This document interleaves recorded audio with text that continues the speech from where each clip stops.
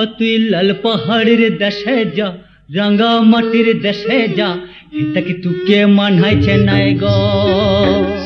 কলকাতার কবি অরুণ চক্রবর্তীর এই কবিতাটি মানুষের মুখে মুখে ফিরেছে লোকসঙ্গীত হয়ে। তুমুল জনপ্রিয় এই লোকসঙ্গীতের স্রষ্টা এবার থেমে গেলেন, থেমে গেল তার কবিতা লেখা, সংস্কৃতি চর্চাও। পৃথিবীর মায়া ছেড়ে পরলোকে পাড়ি জমিয়েছেন ৮০ বছর বয়সী এই গুণী শিল্পী।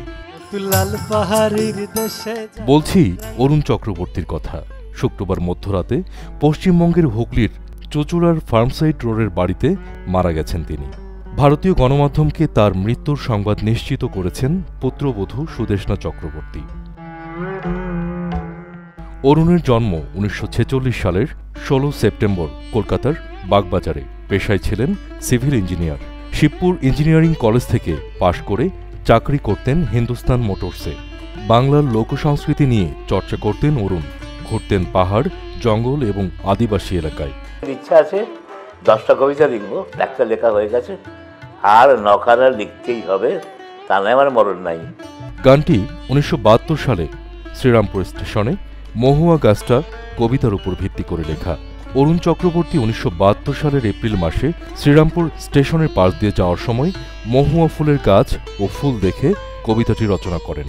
এরপর ১৯৭৯ সালে ভি বলসারার ব্যবস্থাপনায় সুভাষ চক্রবর্তী এটি রেকর্ড করেন। অরুণকে বাংলা ভাষাভাষী মানুষের কাছে ব্যাপক খ্যাতি এনে দেয় এই গান।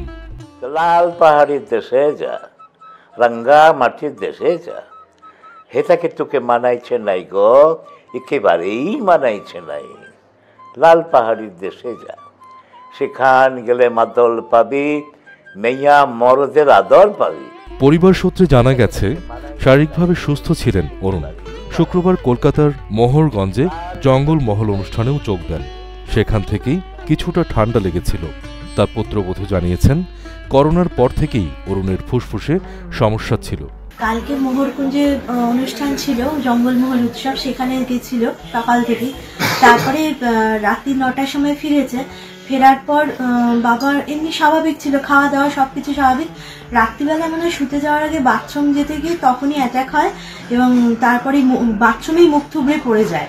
আমরা ধরাধরি করে এনে এখানে দালানে শোয়াই। তারপরে বাবার যে ইনহেলার স্প্রে তার আগেই দেওয়া হয়, জল দেওয়া হয়, কিন্তু কিছুই হয় না। বুকে মানে পাম্প করা হয়, কিছুই হয়নি। সান্তা ক্লজের মতো লাল পোশাক পরে কাঁধে ঝোলা নিয়ে ঘুরতেন অরুণ। মাথায় বাঁধতেন রঙিন রুমাল, ঝোলায় চকলেট রাখতেন, ছোটদের দেখলে চকলেট দিতেন।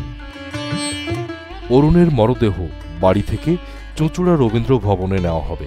গুণগ্রাহীরা সেখানে তাকে শেষ শ্রদ্ধা জানাবেন। পরে শ্যামবাবুর ঘাটে কবির শেষকৃত্য সম্পন্ন হবে। নিজের অমর সঙ্গীতের মাঝে আজীবন বেঁচে থাকবেন এই কীর্তিমান। Reza Raihan, Asian post.